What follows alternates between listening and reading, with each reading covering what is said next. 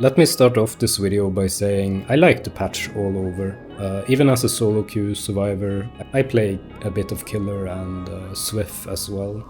But solo queue is my main, or is my favorite thing to do in this game. In the last week since the patch released, solo queue has been quite miserable. I think the main problem with this, or the main issue, is that people give up, people DC or kill themselves on first hook when it doesn't go their way.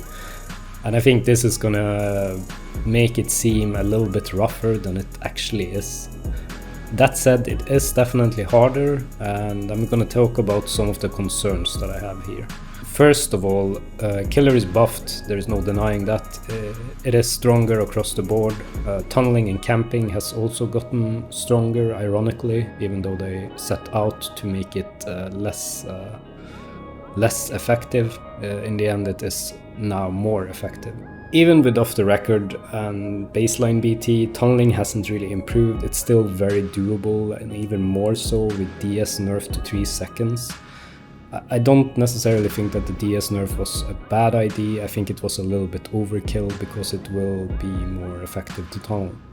Another thing is that since gens take longer, camping now pays more off, especially with deadlock equipped. Now, in solo queue specifically, it's more a problem now than ever to have little to no information about what your teammates are doing. This is why Kindred becomes ridiculously strong for solo queue and almost a must if you wanna escape more consistently. There is no denying that this information that you get from Kindred is very valuable, and gens take longer, and you might have to stop repairing a gen to make sure you can get the unhook across the map.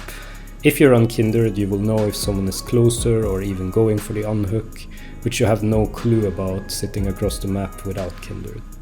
The easy solution to this would be to give survivors some kind of indication of what the others are doing. I don't think Kindred itself should be base kit. I think that is too much, but 3 different icons to indicate what each survivor is doing have been suggested by other players and creators before, and I think this is the best approach. Give survivors 3 icons that they can potentially have next to their name, which either means repairing, healing, or chase. This way you will be able to have a little bit more information about what is going on around you without taking away the solo queue feel. Now, the problem with not having this information is if you have 1 in chase, 1 on hook, and 2 repairing, those 2 people repairing can end up going both for the rescue or none of them, which is even a worse outcome when the hooked person goes second stage for no reason. The reason why people tend to stick to their gens this patch is because they take longer, and it feels kind of dangerous to leave an almost finished gen that can be kicked with Call O'Brien and Pop Goes the Weasel, and getting that progression back seems very troublesome since the gens are taking so much longer. I don't think the kicking meta, neither the slowdown meta, is a real issue. I think most of all, survivors needs to be a more efficient this patch, which was kind of needed. When it comes to the Dead Art nerf, I think all over it's a good change. I think it could have been 0.75 seconds instead of 0.5, and it would still be balanced and okay. The uses for it are decent. You can use it when you get to a pallet to make sure you get to drop it, and you can also use it for hit-taking builds, but it takes timing to pull off, so it's not as brainless as it used to be, and I think that's good. I have to say though, it feels very clunky to use. The animation is absolutely ridiculous, as I pointed out in my last video.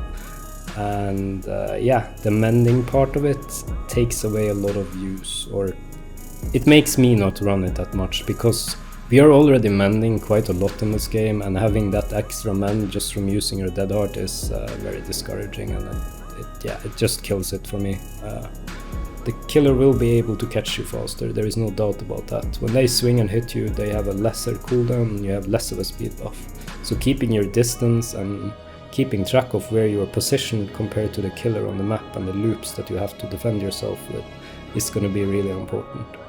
I think all over my biggest complaint this patch is not about the patch notes at all. It's getting hit through windows and pallets, which have gotten increasingly worse over the last few patches. And at this point, it's getting real annoying to be hit through a window when you're 2 meters away from it. I think this problem makes solo queue that much more miserable at the moment, because you're already having a hard time adapting. And then getting hit through a pallet or a window, especially a window that you drop from, is really, really disgusting and discouraging. So I hope Behavior looks at that, because one thing for sure, it would feel way better if you knew that you could stun the killer securely or vault the window securely when you should definitely be out of range. Anyway guys, thanks a lot for watching, and yeah, I'll see you in the next one.